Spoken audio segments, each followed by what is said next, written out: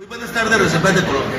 Estamos desde Medellín, en las oficinas de ACORE, en las instalaciones de ACORE, en una reunión que tuvimos muy amena con los señores oficiales de ACORE Medellín.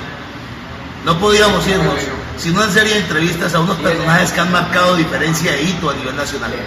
Aquí tengo a alguien que lo voy a presentar por el sobrenombre porque todos lo conocemos y que luego le vamos a preguntar quién es. Amigo mío, bienvenido el patriota al informativo de la Reserva Activas. ¿Cómo está usted? Muchas gracias, hombre. Muy bien, muchas gracias. Un placer y un honor saludarlos. Bueno, ¿quién es el patriota? Todo el mundo lo conoce usted por el patriota, todos le hacemos la bulla, lo queremos mucho, usted habla muy bien de la fuerza pública, pero ¿quién es el patriota? Muchas gracias. Mi nombre es Jaime Restrepo, yo soy abogado penalista, defensor de derechos humanos. Represento legalmente la Asociación de Víctimas de la Guerrilla Terrorista y me he dedicado a ejercer el patriotismo en favor de las fuerzas militares, de la policía, en favor de la democracia y de la soberanía. Y ese ha sido mi trabajo, desde la trinchera de las redes sociales, desde la trinchera de la defensa de los derechos humanos. Ahí estamos dando la pelea. Dos preguntas sencillas. La primera, desde su análisis que hace tanto político como jurídico del proceso, lo que estamos viendo en el país, ¿cuál puede ser el futuro de la fuerza pública dentro de todo esto que se está haciendo?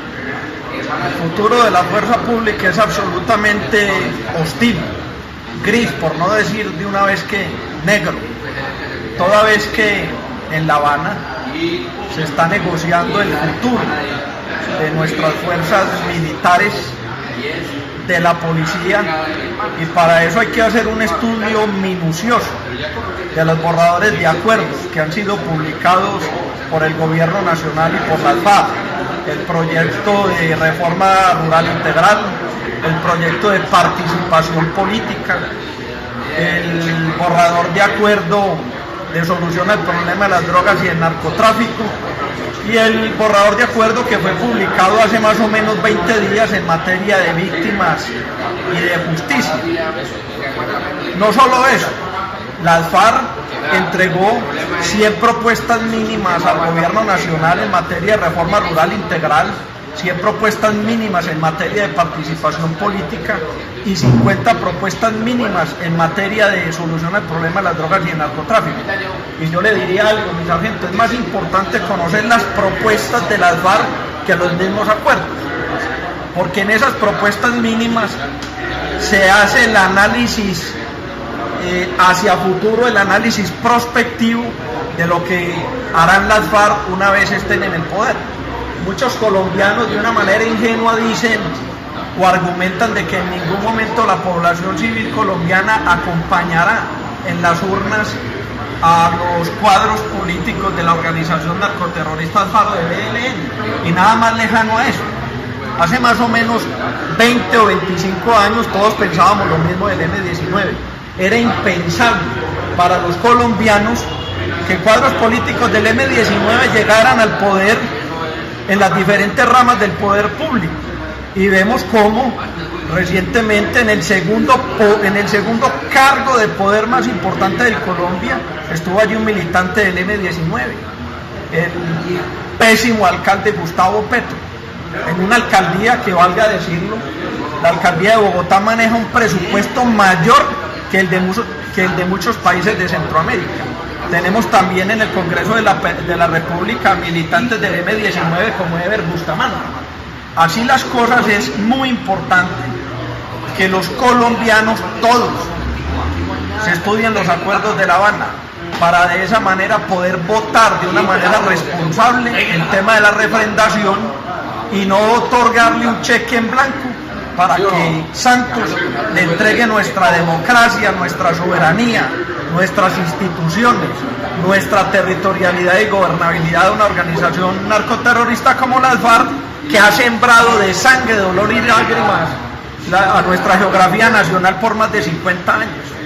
Luego, entonces, cuando usted lee de una manera objetiva y analítica los borradores de los acuerdos y las propuestas de las FARC, puede usted advertir como testigo de excepción que allí se está negociando el futuro de nuestras fuerzas militares, se está negociando la doctrina, se está negociando la disminución de la fuerza pública, y en ese orden de ideas tenemos que hacer una oposición efectiva al tema de la refrendación, porque estamos en un momento coyuntural. En el 2016 se define el futuro de nuestro país. Es esta la hora de dar la pelea. Obviamente, yo siempre lo digo, obedeciendo a los límites legales, obedeciendo al imperio de la ley, podemos dar una pelea en favor de nuestra democracia, en favor de nuestra soberanía. Bueno, por último, nosotros los Reserva Activa siempre hemos hablado de trabajar unidos, de juntarnos, de hacer una cosa, la otra. Yo tengo un cuento que yo le estoy diciendo a todo el mundo, hay que pasar de ser Reserva Activa a Reserva Activista. ¿Qué consejo le da usted a esa Reserva Activa que hoy vive indiferente para que podamos armar un futuro con política o político donde podamos hablar de nuestros propios intereses, de nuestros propios principios y de nuestros propios valores? Permítame emitir un concepto con responsabilidad, con todo el respeto, pero además muy objetivo. No he conocido un gremio más desunido, y lo digo en mi calidad de civil. No he conocido un gremio más desunido, más falta de solidaridad que el de los militares. Llámense activos y mucho menos en la reserva. Y es por eso que todos los días los políticos utilizan a las fuerzas militares para enquistarse en el poder, les sirven en época electoral y después se olvidan de ustedes. Y es este el momento histórico para que se unan, para que unan esfuerzos y de esa manera puedan dar la pelea dentro de las diferentes instancias democráticas. Yo no entiendo cómo no hay senadores o representantes a la Cámara de oficiales o suboficiales o soldados en uso de buen retiro. No puedo entender eso.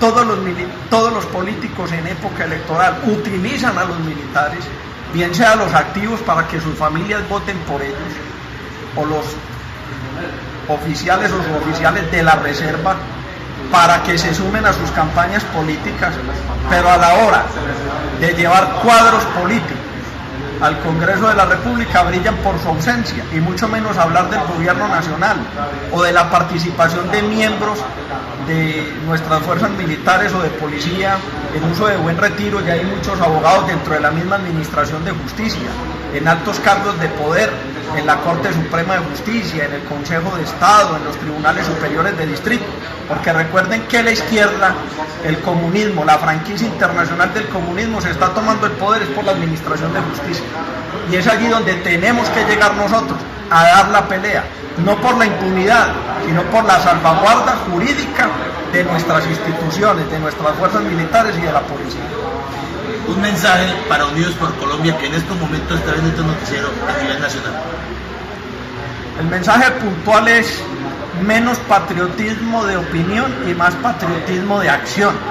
Ustedes se deben unir en torno a ideales, a objetivos comunes, para seguir librando la batalla que ustedes daban cuando eran activos por fuera en defensa de la democracia y nuestra soberanía. Ese es el mensaje, claro, conciso. Muchas gracias, muy amable, al patriota, una de las personas que más lucha por nuestra democracia, por nuestros soldados y policías a nivel nacional. Muy amable.